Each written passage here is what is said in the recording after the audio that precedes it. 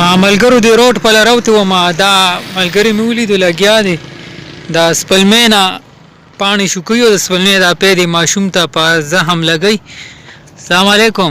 وعلیکم السلام. دا څه کې ورور مې دا د ماشوم باندې دانی دی یو ښه ما د سرکاري هسپتال ته بوتلې و کوړی ته ښه نو ډاکټر اسد چې دی هغه ما ستنې مدې ته وخیو ښه ما ته وی چې 1000 په 1000 باندې ختمه ښه او دا سپلمو پیچ دی دا په دې دانه ورته لګاوه د سپلمو په ورته لګاوه نو دې سره به وي خوشي او دې سره به خوشي نو الکه سوځي کوي کنه ورکیا سپلمو دا پیسې ته لګي نو دا سوځي نه کوي. ها خو کېږي وسله ښه ښه به شي دې سره ښه. دا ډاکټر کوم ځای کې ډیوټي کوي؟ دا د سرکاري هسپتال کې دی. اکوړي د سرکاري هسپتال کې ډاکټر اسد هلکه لکه بیا هم هڅه پیدا به وي ځکه چې ډاکټر صاحب ورته مشوره ورکا بس الله پاک هر یو څیز چې پیدا کړی دا زموږ د پیدو لپاره دی خو موږ ته پته نه لګي که نه ها دا هر یو څیز موږ ته کوم ځای پته لګي ښه نو دا هم د دې ډاکټران دي دوی ته دې دغه دې پته ده.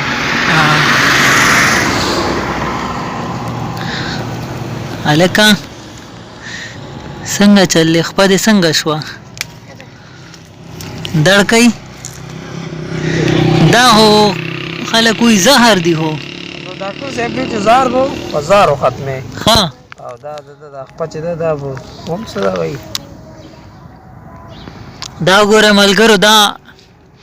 سپلمې بوټي به تاسو پیژنئ سپلمې نه دی دا څانګې را کټ کوي او د هغې نه هغه پی وباسي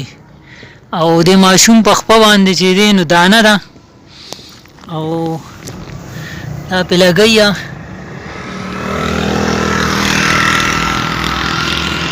ها نو یاد ساتئ چې یو ډاکټر مشوره ورکړې ده چې یاره 1000 په 1000 باندې ختمې نو دا سپلمې دا پی چې دي نو دام قیمتي دي مونږ ته خو څه نه ښکاري خو پیدې شته ځکه چې په دې زخم باندې ورته لګوي که نه نو پته به لګي الله دې ورته ښه کړي ځکه چې دا خو ماشوم دا دانې پې د ډېر وخت نه دي دا دې ګرۍ او که دا څه سره دا دانې پې دغه شو سیوا شو ښه دا د اوړي راسې دانې دي د اوړي ښه نو څه ویل غواړې په دې هکله نو بس دا وایم چې الله پاک دې ښه کړي ماشوم دی دا خو یو پسې ورته ومږه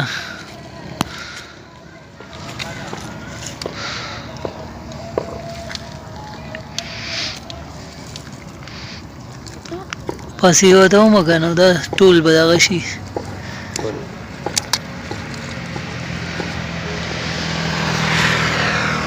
وړوکیه هلکه دې خوا ګوره درد نه کوي دا چې په زخم یې لګې سوځې کوي ښه ته څنګه څه اخره کې پیغام ورکې کتونکو ته زلمیه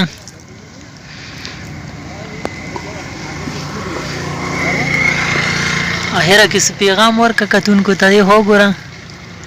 ماشومه تا ته وایم نو بس کتونکو ته دا وایم چې لکه د ځان یو کار مه کوئ او چې یو ډاکټر یا یو پوه انسان درته ووایي که نه